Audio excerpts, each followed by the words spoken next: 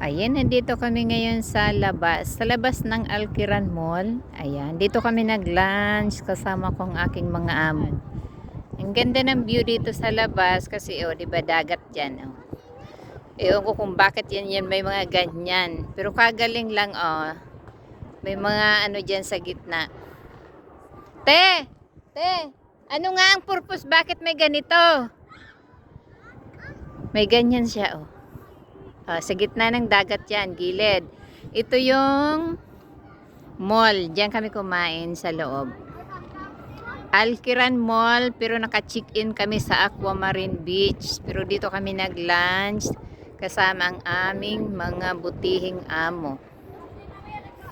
Yan, habang inaantay namin sila kasi kami tapos na. Ayan ang aking alaga, oh. Naka-Captain America jacket. Sobrang lamig. Ang lamig dito sa labas, ha? Saan?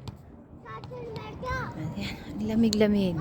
Tapos ang nipis po naman ng jacket ko. Kasi sabi ng nanay, kakain lang kami sa mall. Ayan.